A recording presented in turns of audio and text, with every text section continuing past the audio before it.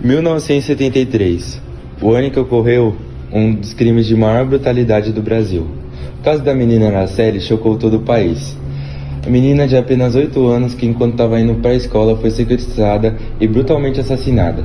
E depois de 6 dias foi encontrada com o rosto desfigurado e carbonizado. Mas afinal, o que aconteceu com essa menina? É isso que nós vamos saber.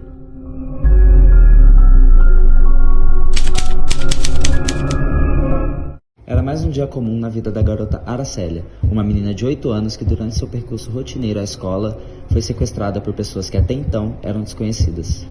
Araceli saiu de casa no bairro de Fátima e seguiu para a escola São Pedro, em Vitória.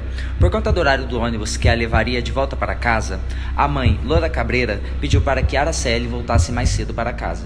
Ao sair da escola, ela foi vista por um adolescente em um bar que ficava no cruzamento de 2 avenidas importantes, que ficava a poucos minutos da escola. Essa mesma testemunha disse que Araceli não entrou no ônibus e ficou na rua para brincar com o gato. Depois disso, Araceli não foi mais vista. Quando chegou a noite, seu pai, Gabriel, começou as buscas. E 6 dias depois, o corpo foi encontrado. Durante 6 horríveis dias que ela ficou no cárcere privado, há um tempo longe da sua família, ela ficou totalmente aterrorizada. Araceli foi raptada, estuprada, drogada, morta e carbonizada. O corpo foi encontrado dias após o desaparecimento, totalmente desfigurado em um avançado estado de decomposição.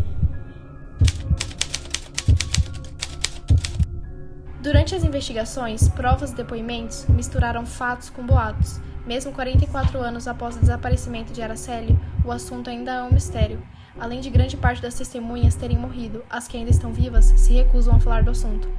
Diante dos fatos apresentados pela denúncia do promotor, a justiça chegou a 3 principais suspeitos: Dantes de Barros Michelini, o Dantinho; Dante de Brito Michelini, pai de Dantinho; Paulo Constantino.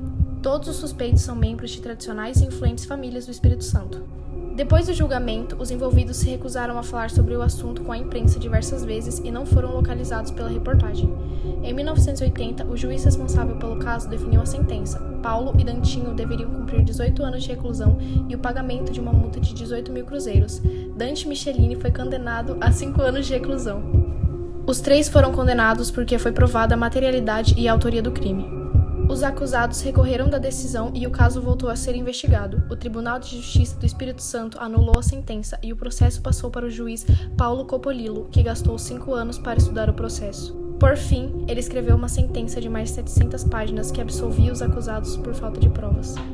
Nem o mais imaginoso escritor de romances policiais inventaria um enredo tão fantástico como esse. São mais de 500 personagens num processo com mais de 20 volumes e cerca de 5.000 páginas de depoimentos e outras provas. Uma história difícil de reconstituir, porque as pessoas têm medo de falar, ou se dizem, e até estão, proibidas.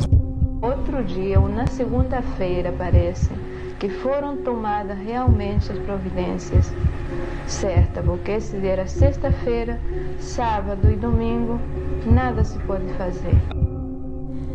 Desde o início, o caso da menina Araceli apresentou diversas contradições. Uma delas, por exemplo, era a ausência de provas e de testemunhas. Algumas testemunhas iam procurar a polícia e diziam que tinham provas sobre o ocorrido, mas dias depois se contradiziam e negavam totalmente. Embora permaneça um mistério, são muitas as especulações e suspeitas levantadas na época. O dia do desaparecimento de Araceli, com o passar dos anos, passou a marcar um lembrete para toda a sociedade se atente à violência contra as crianças. O dia 18 de maio foi instituído como Dia Nacional do Combate ao Abuso e à Exploração Sexual de Crianças e Adolescentes, a partir de 2000.